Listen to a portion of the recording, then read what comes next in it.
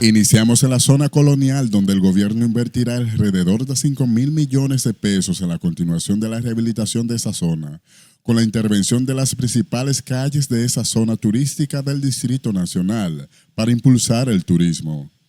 En ese sentido, el presidente Luis Abinader sostuvo que la rehabilitación será en diferentes etapas y dio garantías que el proceso abarcará toda la zona. Todo esto es un proceso siempre dinámico y que tenemos que llevar a cabo para que, como dijo David, esta sea una ciudad colonial radiante, con toda la historia que tiene, con toda la cultura, donde podamos compartir esa cultura histórica con también todo el legado religioso. Este proyecto era un imposible, esta segunda etapa.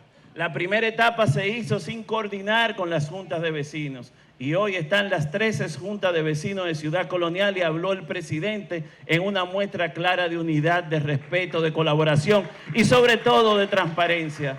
La obra incluye pavimento de calles y aceras, la rehabilitación de la red hidrosanitaria, el soterrado de las redes eléctricas y de telecomunicaciones, así como la sustitución de la red de agua potable, entre otros. Se elaboraron estudios técnicos y se desarrollaron procesos de participación social para justamente garantizar la correcta ejecución del proyecto y la transparencia de acuerdo a la visión de desarrollo de nuestro ministro de Turismo, David Collado, y de las políticas gubernamentales establecidas por nuestro señor presidente Luis Abinader. Los recursos para la ejecución de este programa de rehabilitación fueron obtenidos a través de un préstamo por $90 millones suscrito entre el Estado y el Banco Interamericano de Desarrollo.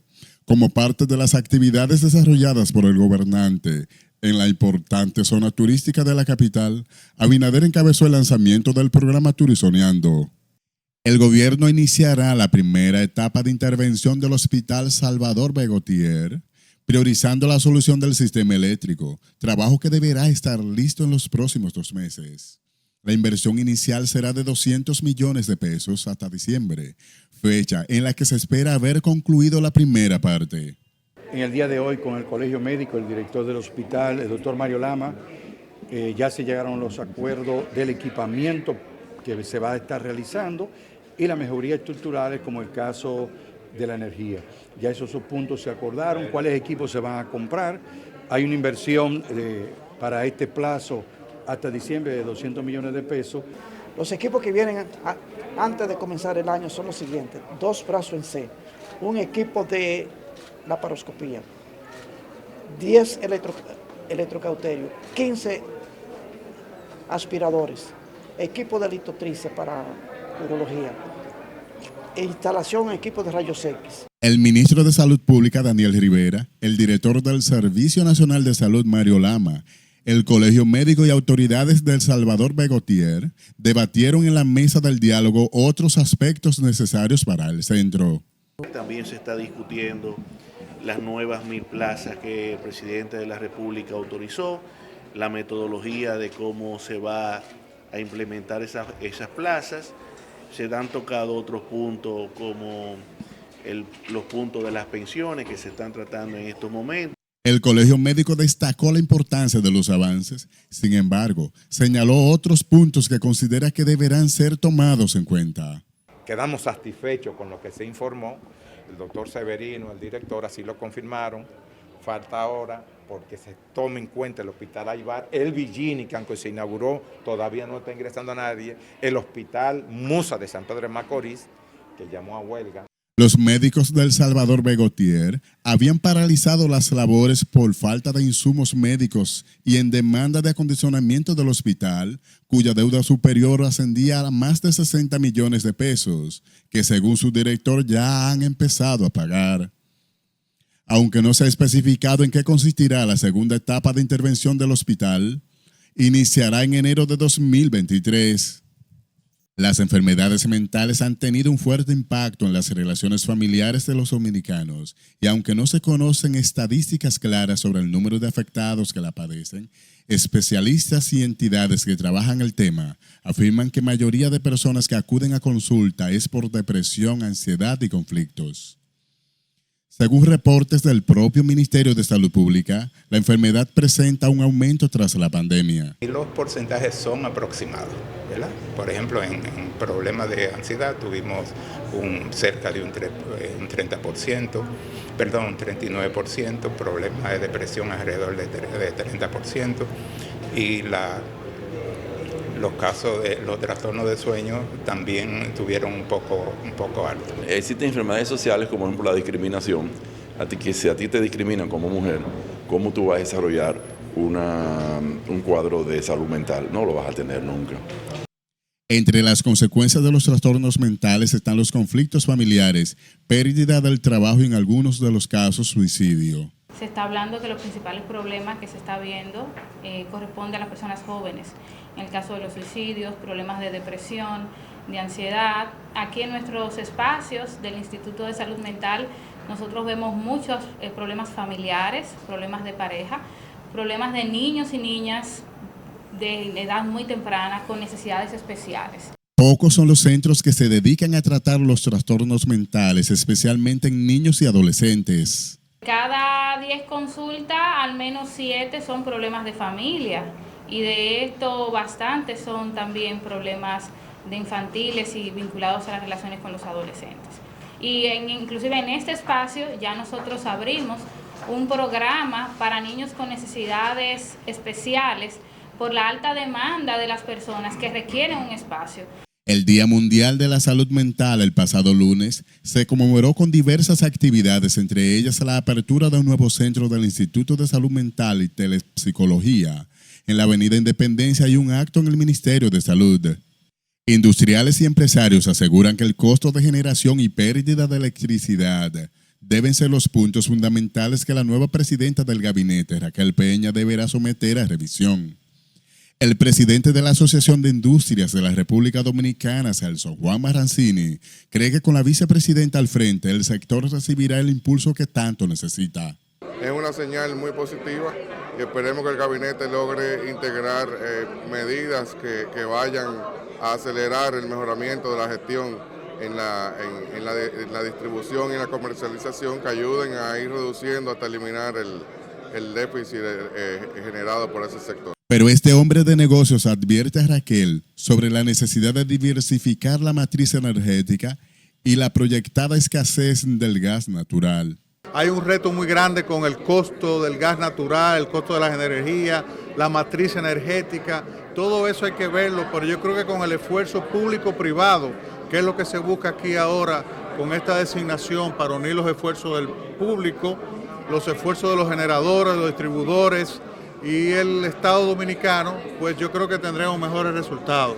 Los industriales insisten en el costo de generación como tema base para el desarrollo, al que la nueva titular del gabinete eléctrico debe enfrentar de inmediato. El mundo vive ahora mismo una crisis energética, que los costos están aumentados, el costo del petróleo, el costo del combustible, el costo del gas natural, impulsado por los ataques de Rusia hacia Ucrania. Eso es algo que presiona a todas las economías mundiales y de eso no escapa la República Dominicana.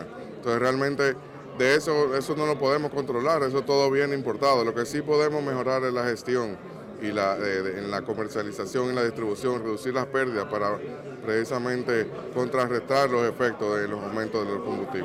La Asociación de Industriales de la República Dominicana y los empresarios ofrecieron su apoyo a la nueva designación de la vicepresidenta de la República, a quien reconocen capacidad probada por el manejo dado al complejo tema de la pandemia, donde dirigió el Gabinete de Salud. La llegada del subsecretario de Asuntos del Hemisferio Occidental a territorio haitiano fue vista en el Congreso Dominicano con aires esperanzadores. Esperan que, a partir de esta visita exploratoria y sus recomendaciones, la intervención sea un hecho. Bueno, yo creo que está en la antesala de la solución del problema, que podría ser, y que no sea amagando y no dando.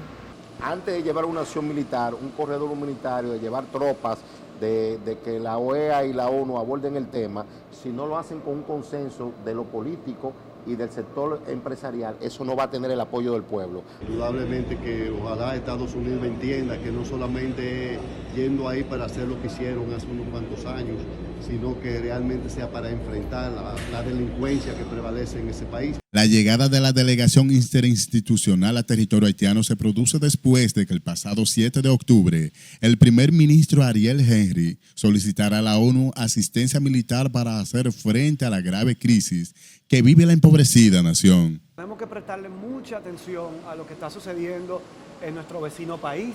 Una de las cosas que más nos preocupan es que hace ya cerca de un mes los puertos de Haití se encuentran tomados por las bandas que tienen control y tienen los puertos bloqueados. A nosotros, como legislador de nuestro país, lo primero que debemos hacer es resguardar nuestra frontera, porque cada vez que en Haití hay un problema, se incrementan el paso de los ilegales hacia nuestro país. Estados Unidos adelantó en lo inmediato desplegar uno de sus principales guardacostas para patrullar la bahía de Puerto Príncipe, como parte de su estrategia persuasiva.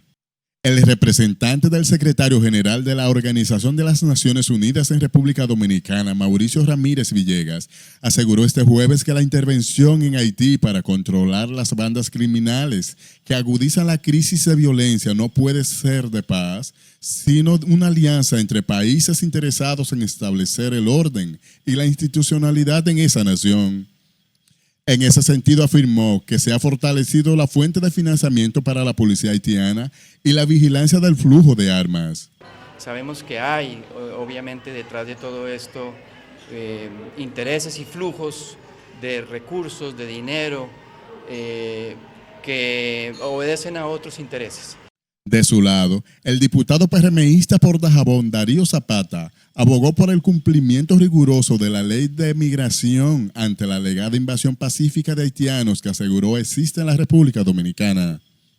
Es urgente, definitivamente, que haya una acción en contra de las bandas que están haciendo cada vez más crítica la situación humanitaria en ese país y de inestabilidad. Luego esperamos pronto que haya una buena respuesta por parte de los países amigos de Haití para llevar a cabo una acción efectiva y permita avanzar hacia una estabilización. Una delegación del gobierno estadounidense visitó a Puerto Príncipe para abordar la petición de ayuda internacional hecha por el gobierno haitiano que busca dar respuesta a la pandemia del cólera y a las acciones de las bandas criminales que están impidiendo el desarrollo. La prensa, lamentablemente, que nosotros estamos ya ocupados e invadidos. ¿Qué es lo que se impone? La aplicación de la Ley General de Migración. Los trabajadores que quieran trabajar, vamos a regularlo. Los que están indocumentados, familiares, 5, 10 y 15 niños y 3 mujeres y 4 y 5, repatriados para Haití. De lo contrario, nosotros no vamos a ser garantes, ni siquiera como legisladores, de tener un territorio libre y soberano.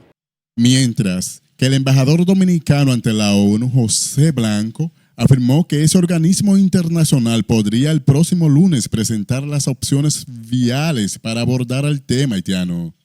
El ministro de la Presidencia, Joel Santos, asegura que la frontera con Haití y su protección es una prioridad a la que el gobierno del presidente Luis Abinader está prestando constante atención.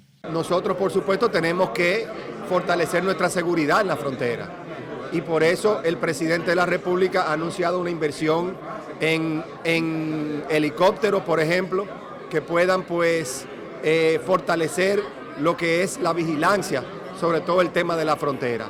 Joel Santos respalda la evaluación que hizo en Haití el subsecretario de Asuntos para la región y espera que a partir de su informe la intervención sea el paso a seguir. La situación haitiana desde el punto de vista internacional, pues lo que requiere es una solución de todos los países en conjunto, de los organismos internacionales, de una manera colegiada. No es una situación que República Dominicana deba manejar por sí sola. República Dominicana sí debe preocuparse por su integridad fronteriza y sí por fortalecer sus lazos comerciales con Haití, los cuales obviamente son muy importantes. El funcionario palaciego asegura que el Estado dominicano considera que en medio de la crisis haitiana el comercio hay que cuidarlo. Siempre y todo esto bajo un precepto de que nosotros también tenemos que seguir fortaleciendo nuestro comercio con Haití. porque el comercio fortalece a ambos países. Al final de cuentas es una combinación de factores que debe dar como objetivo una protección de nuestra frontera y al mismo tiempo un fortalecimiento de nuestras relaciones. El ministro de la Presidencia recordó que la balanza comercial con Haití es positiva, por lo que deben permanecer los esfuerzos para mantenerla y cuidarla.